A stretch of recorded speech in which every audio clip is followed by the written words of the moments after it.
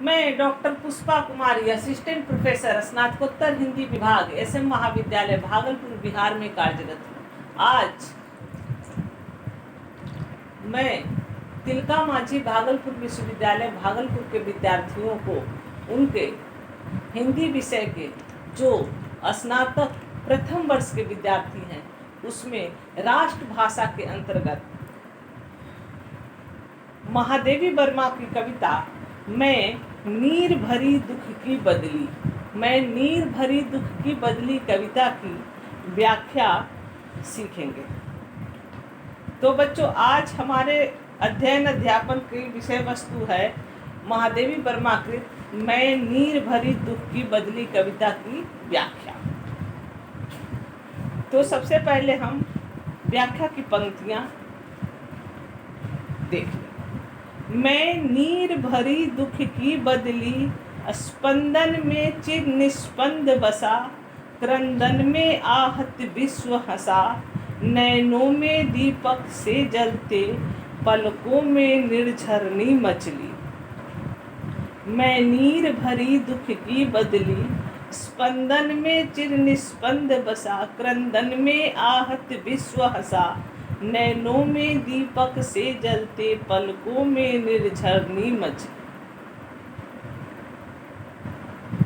बच्चों, हम इसके शब्दार्थ को समझ लेते हैं। स्पंदन मतलब धड़कन, कंपन गति, निस्पंद जड़ता, निस्पंद मतलब जड़ता, शिथिलता, गतिहीनता, स्थिरता। क्रंदन मतलब रोना, विलाप करना। आहत अर्थात घायल, दुखी। निर्झरनी मतलब सदा बहती रहने वाली जलधारा।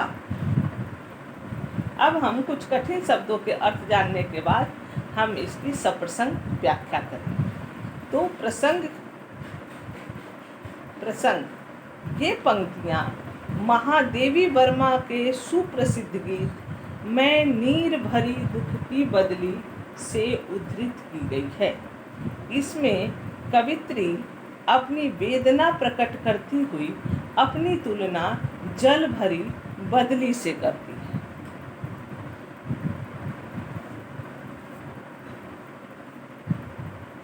व्याख्या।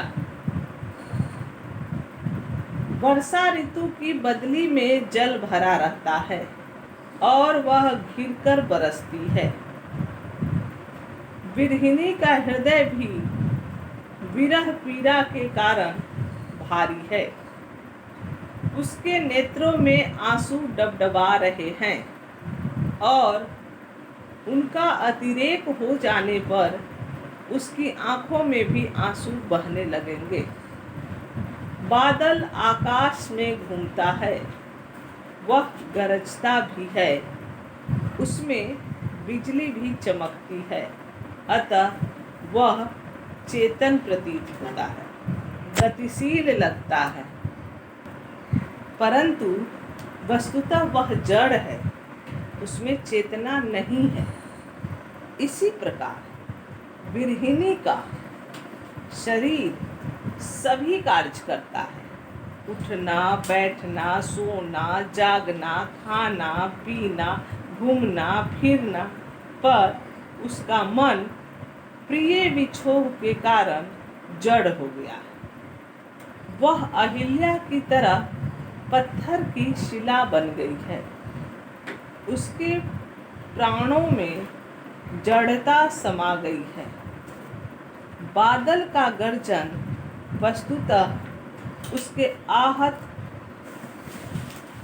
पीड़ित, घायल मन का द्योतक है। वह अपने हृदय की पीड़ा को गर्जन द्वारा व्यक्त करती है।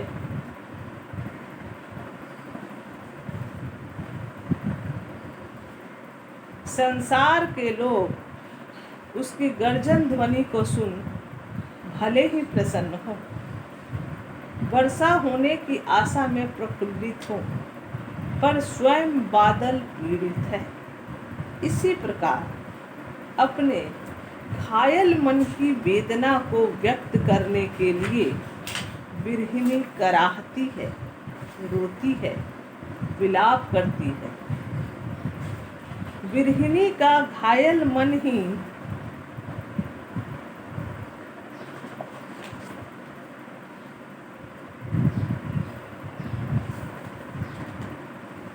बादलों की गरगराहट में व्यक्त होती है। बादल में बिजली चमकती है। विरहिणी के नेत्र प्रिय की प्रतीक्षा में व्याकुल रहते हैं। रोते रोते उसके नेत्र विरहाग्नि में दीपक की लौ की तरह जल रहे हैं। वर्षा ऋतु में बदली बरसती है तो उसके जल से सूखी नदियां भी भरकर बहने लगती है। विरहिणी के नेत्रों से भी निरंतर आंसुओं की जलधारा बहती रहती है। अब हम इन पंक्तियों में जो विशेष बिंदु आए हैं उस पर ध्यान केंद्रित करेंगे। विशेष बिंदु है नंबर 1, रूपक अलंकार। विरहिणी नीर भरी बदली है, अर्थात विरहिणी का नीर भरी बदली में रूपक अलंकार के रूप में प्रयोग किया गया है। उपमा अलंकार दीपक से जलते। बिंदु 3, आहत विश्व हंसा। हंसा का लाक्षणिक अर्थ होगा व्यक्त हुआ, अर्थात उसके घायल हृदय की पीड़ा अभिव्यक्त हुई।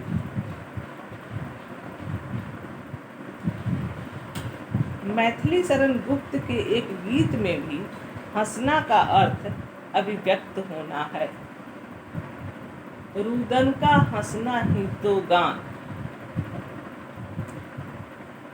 बिंदु 4, स्पंदन में निस्पंद बसा। विरोधाभास अलंकार। नंबर 5, मैं का अर्थ जीवात्मा या भारतीय नारी भी हो सकता है। नारी की करुण दशा का वर्णन अनेक कवियों ने किया है। अबला जीवन हाय तुम्हारी यही कहानी, आंचल में है दूध और आँखों में पानी। धन्यवाद।